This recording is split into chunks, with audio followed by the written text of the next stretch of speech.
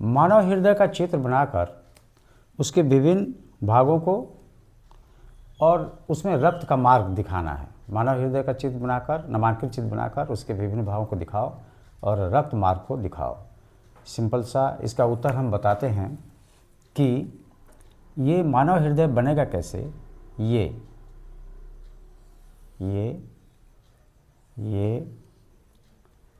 और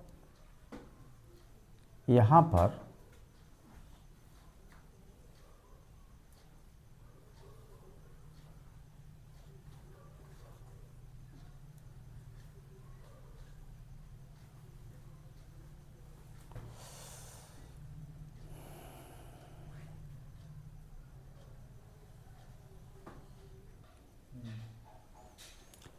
शरीर से ब्लड इस मार्ग से आएगा, इस मार्ग से जाएगा।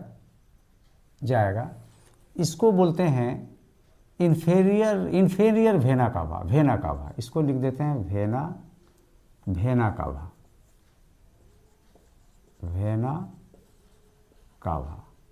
ये वेना कावा, ये है इन्फेरियर, ये है सुपेरियर वेना कावा। ब्लड यहाँ से आता है, ये वाल्व खुल जाएगा। इस वाल्व का नाम है ट्राइकस्पिड वाल्व। इसको बोलते हैं ट्राइकस्पिड वाल्व।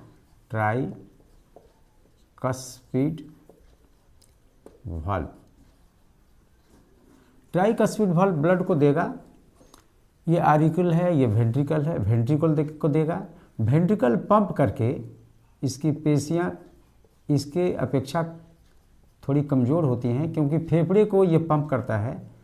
फेफड़े को ब्लड देगा, यहाँ से ब्लड जाएगा सीधे फेफड़े को।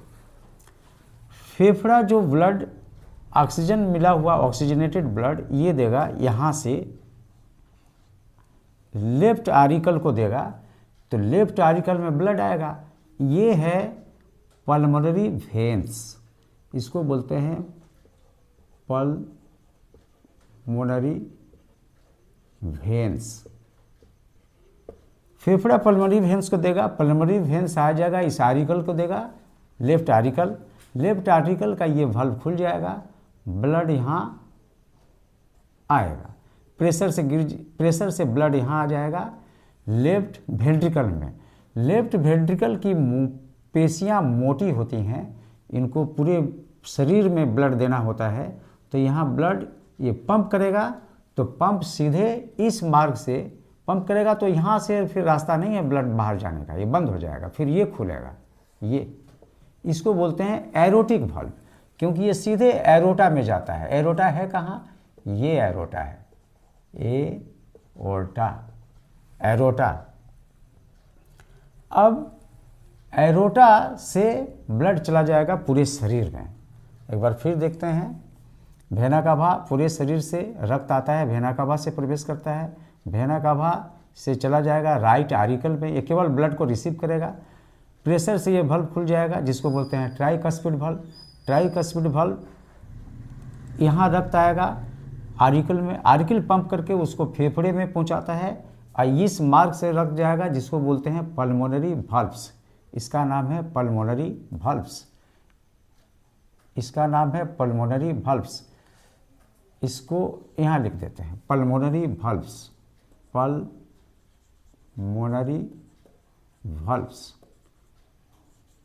इस मार्ग से रक्त फेफड़े में चला जाता है। फेफड़ा में ऑक्सीजन उस अशुद्ध ब्लड में मिला करके उस शुद्ध ब्लड को पल्मोनरी वेन द्वारा पहुंचाया जाता है। कहाँ? लेफ्ट आरिकल में। लेफ्ट आरिकल में जो ब्लड आता है वो सीधे इस वाल्व को खोल देता है प्रेशर से। इस वाल्व का नाम है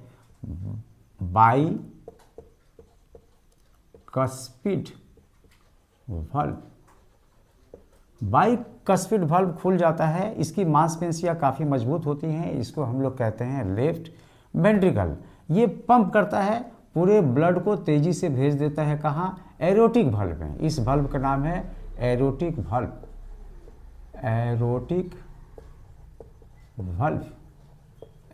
वाल्व से पूरे शरीर में ब्लड चला जाता है, और पूरे शरीर में ब्लड चले जाने के बाद फिर डीऑक्सीजनेटेड उसके साथ CO2 ले करके वापस लौटता है। तो फिर यहाँ से प्रवेश करता है। तो यहाँ पर ये जो वेंट्रिकल, दोनों वेंट्रिकल को जो अलग करती है ये पेशी, पतली सी पेशी यहाँ पाई जाती है, इस पेशी को हम लोग कहते हैं सेप्टम। सेप्टम, यह है सेप्टम। इसकी बाहरी झिल्ली को बोलते हैं पेरिकार्डियम। Pericardium, pericardium. इसकी भीतरी झिल्ली को हम लोग कहते हैं इपिकार्डियम या इंडोकार्डियम। Endocardium, endocardium. इसके भीतर में एक मांसपेशियां होती हैं जिसको बोलते हैं इंडोमायोटम्स। इंडोमायोटम्स, या इसको बोलते हैं, इसके अंदर एक द्रव रहता है जो बाहरी आघातों से हार्ट की रक्षा करता है। इसको हम लोग बोलते हैं pericardial liquid. Pericardial liquid, pericardial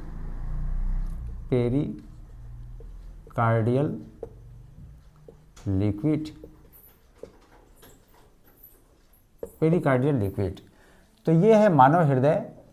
परीक्षा में आए तो इतना सा चित्र बना करके ये नाम लिख देने से, और हार्ट में ब्लड का मार्ग कैसे आता है, इधर से वेना कावा से इसको रिसीव करता है आरिकल, राइट आरिकल, फिर राइट वेंट्रिकल में आता है। राइट वेंट्रिकल में रक्त पंप होता है तो सीधे ये इस valve से चला जाता है, इस valve से चला जाता है फेफड़े में, फेफड़े से लौटकर पल्मोनरी वेन द्वारा लौट करके यहाँ पर बाइकस्पिड valve द्वारा चला आता है सीधे वेंट्रिकल में। वेंट्रिकल इसको पंप करता है तो एरोटा द्वारा, एरोटिक valve द्वारा पूरे शरीर में चला जाता है। ये है रक्त का मार्ग, ह्यूमन हृदय में रक्त का मार्ग।